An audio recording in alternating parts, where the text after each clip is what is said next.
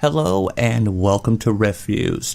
Now, Dead Rising 4 is coming out in less than 2 months, and I could not be any more excited. In fact, I've already pre-ordered the game at least a month or two ago, which is something I never do. So I figured I would use this opportunity to take a look at the Dead Rising universe timeline. We'll just take a quick look. There's a lot of nitty-gritty in here we don't really need to get into. But this will be kind of a primer for anyone who has not played a Dead Rising game before, or maybe skipped a couple. Maybe you were a PlayStation person and missed out on some of the other ones. So we're going to take a quick look at what I consider to be canon in the Dead Rising universe. Now this means that the games like Tatsunoko vs. Capcom and Marvel vs. Capcom 3 are not canon for obvious reasons. Also, Dead Rising movies such as Watchtower and Endgame are not canon. I consider them to be more alternate universe reality type thing. The way that the Resident Evil movies are not canon with the Resident Evil games. Now, you may notice that Dead Rising 2 off the record is listed as canon. I'll talk about that when we get to it. So, without any further ado, let's dive in to Dead Rising 1. In August 2006, Capcom released Dead Rising for the Xbox 360. Dead Rising takes place from September 19th to September 22nd, 2006, and details what will later be known as the Willamette Incident, the first major zombie outbreak in the United States, which occurred in Willamette, Colorado. Freelance photojournalist Frank West is contacted by an anonymous source to investigate, and he discovered that the town has been quarantined by the military. A small town of less than 54,000 people, the only major attraction is Willamette Parkview Mall. At the mall, Frank is first met by Carlito Keys, whom we find out later is Frank's anonymous source. Carlito sent out for numerous reporters, but Frank was the only one that made it through the military blockade. Once inside, Frank discovers that the town is not plagued by rioting, but instead by zombies. What? Did you just say zombies? He meets Brad Garrison and Jesse McCartney from the Department of Homeland Security. I'm Jesse. The man you saw earlier is Brad. That's all I'm authorized to tell you. But they are not quick to divulge information as to what the circumstances really are. Mall maintenance worker Otis Washington gives Frank a radio and a map so that he can communicate with Frank as survivors appear, while Frank explores the mall, looking to discover the truth.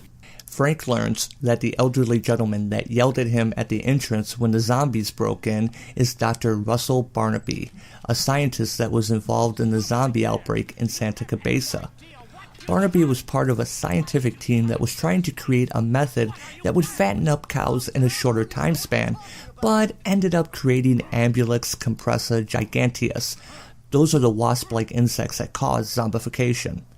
To contain the outbreak, the American military destroyed the small South American town and left few survivors.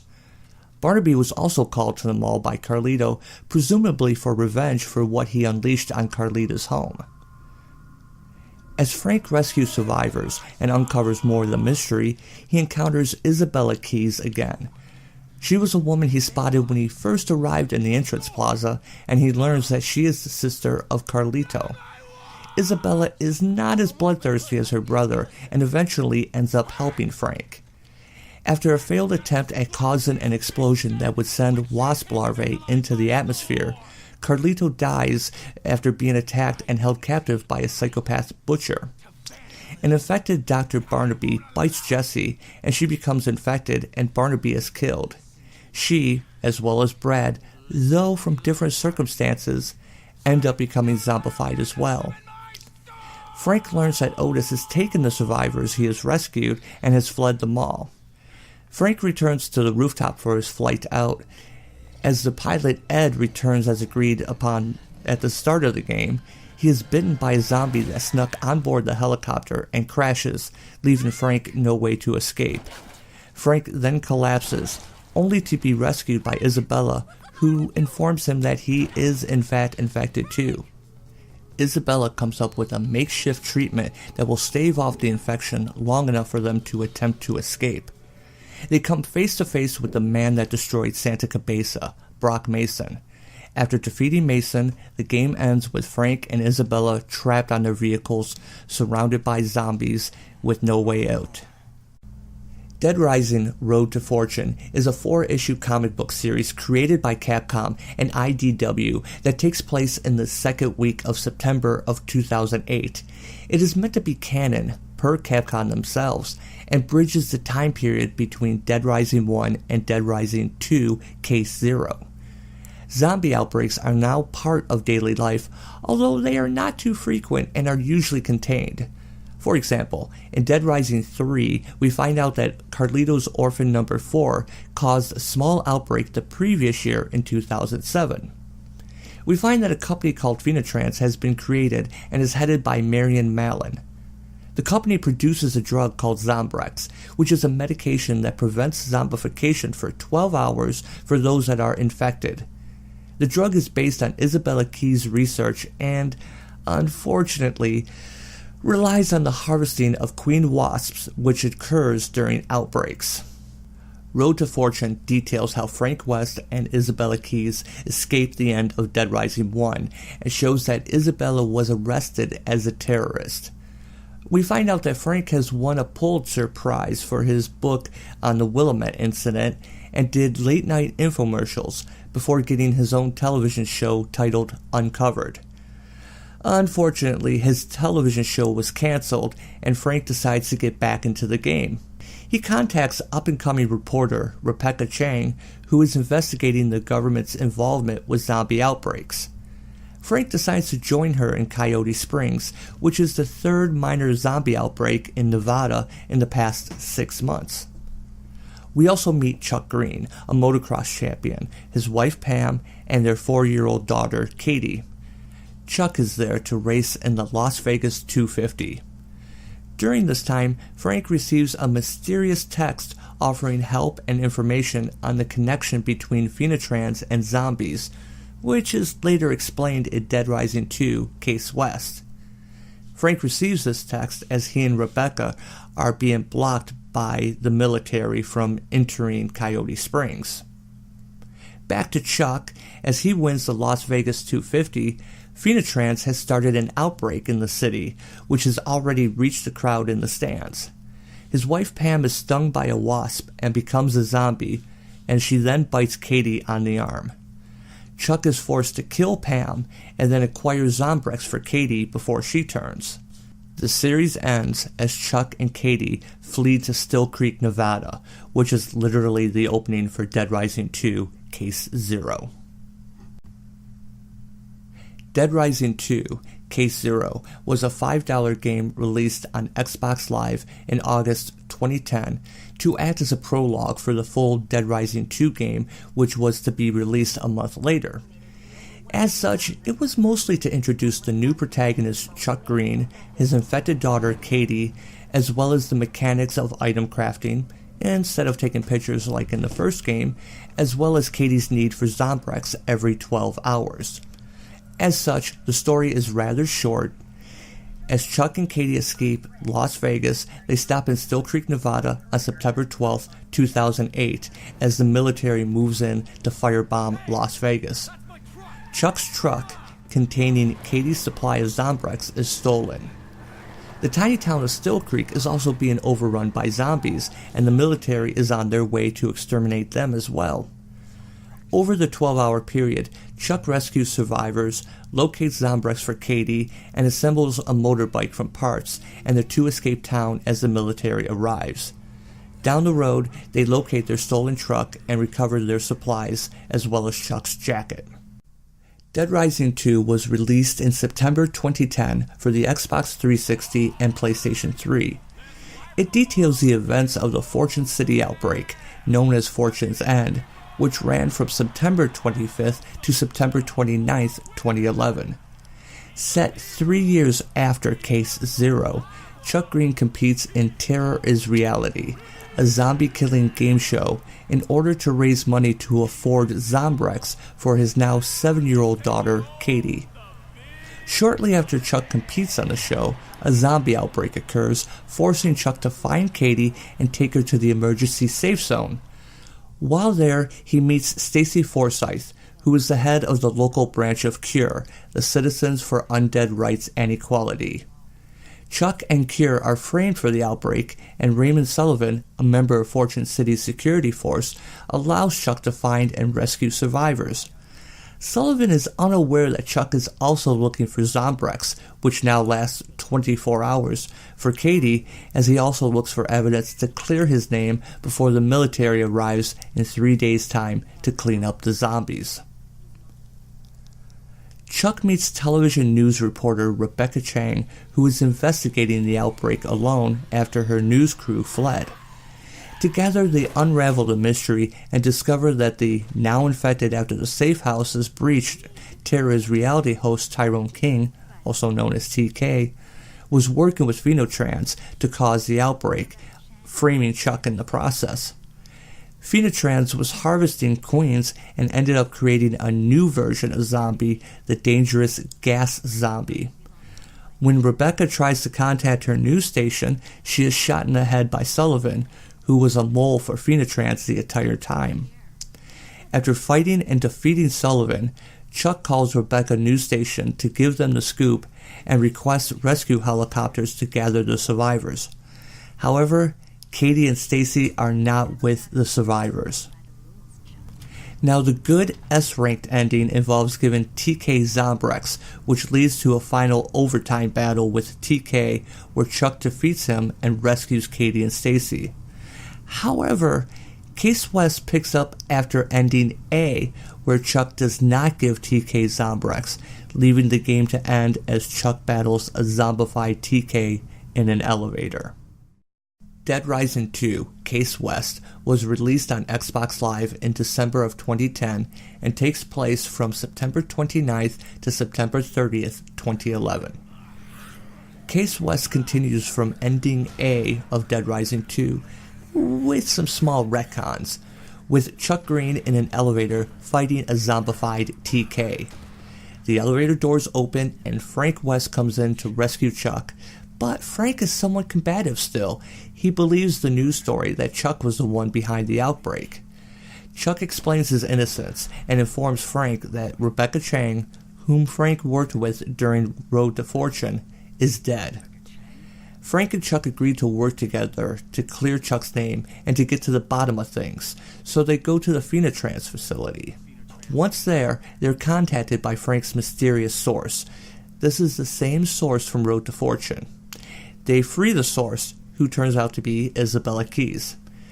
Isabella states that she was forced to work with Phenotrans and her research into the zombie cure was stolen by them.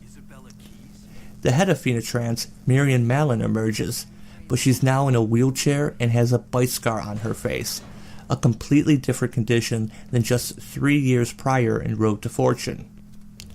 Marion monologues as Isabella escapes, only for Isabella to return with a gun to help Frank and Chuck. Marion sends her guards to capture them. They grab Isabella and she throws a USB stick containing information to Chuck and Frank. The USB stick is then crushed under the heel of Harjeet Singh, who we saw as the one who started the Las Vegas outbreak back in Road to Fortune. After defeating Harjeet, Marion brags that Phenotrans has already developed a cure, but they won't release it to the public as it is more profitable for Phenotrans to treat the disease rather than to cure it. She then activates the self-destruct countdown of the facility. Frank convinces Chuck to escape rather than search the building for the cure. They escape just in time as the building explodes. Frank realizes that he threw his Zombrex away earlier in a rage. Thankfully, Chuck picked it up. Chuck hands it back to Frank, saying that the world needs Frank West.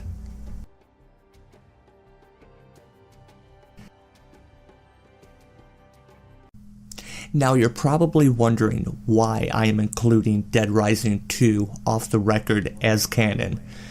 Well, the game itself, which was released October of 2011, is not canon, as it is Frank retelling the events of Dead Rising 2 and and embellishing a few changes, as well as putting himself as the main protagonist. However, I feel that the opening cinematic is canon, as it shows Frank enjoying fame, getting the VIP treatment, attending a book signing, at conventions, etc. It also shows his television show being cancelled. The game, however, shows Frank's version of what would have happened had he been there, so we can presume that Frank's story takes place after Case West, as meeting with Chuck Green would have given him the details to construct the story. Even though the game is mostly a what-if scenario, I include it because I feel the opening as canon because it collaborates details with Road to Fortune. I personally theorize that the game is a playable version of a fictional book that Frank has written in-universe regarding the Fortune City incident. But that is admittedly conjecture on my part. Maybe we'll find out if that hypothesis holds water once Dead Rising 4 is released. Now, on to the last game in the series thus far, Dead Rising 3, which was released as a launch title for the Xbox One in November 2013. Unlike the previous games, which take place in the month of September, Dead Rising 3 takes place from March 23rd to 31st, 2021.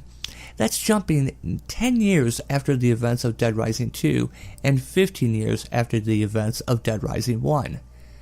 The California city of Los Perdidos was quickly overrun by zombies and sealed off. The protagonist, Nick Ramos, is only trying to escape the city with his friends, including his boss Rhonda and his best friend Diego Martinez. In this time period, those who have been infected are required to be chipped, that is to have a device planted under their skin that acts as a GPS and administers Zombrex as needed. Those who refuse to be chipped are referred to as illegals and have established their own counterculture-like lifestyle as they avoid the law. Nick takes a shine to one of these illegals named Annie. Nick and his group decide to use a plane to escape the city but need to find the necessary parts to repair it. As Nick is gathering parts and working for a local thug who is searching for a missing girl for his boss, Phoenitrans is working with a top military official named General Hemlock. Hemlock has the President of the United States, who bears a great resemblance to Sarah Palin, infected and turned into a zombie in order to establish martial law. Nick and Diego learn that the tattoos on their necks signify that they were both Carlito's orphans from the first game. They're walking time bombs set to infect cities across the country. However, Nick discovers that he is immune to infection from Isabella Keyes herself. Isabella had escaped Phoenitrans in order to search for Nick, who Carlito had designated to be the escape plan should something go wrong with his orphan bomb plan. Marion Madeline had previously lied to Frank and Chuck about having a zombie cure and was searching for it herself until Hemlock kills her. Nick and his friends are nearly ready to escape when the leader of the illegals, Red, turns on Nick in order to collect the bounty on him. Nick beats Red and the group head to the completed plane. After being severely injured by the military and losing her arm, Rhonda is reunited with her ex, Gary, which is the thug that Nick was working with earlier. It turns out that Annie was the girl he was looking for, because she is the daughter of his boss, the gangster named Chuck Green. You see, Chuck had turned to crime in order to provide Katie with Zombrex, and she ended up running away in order to spare him from this gangster lifestyle he had to lead. Back at the plane, Nick and Chuck decide to stop Hemlock before they evacuate. Hemlock's plan is to create a new bioweapon from the zombies, but Nick stops and kills him before his plans come to fruition.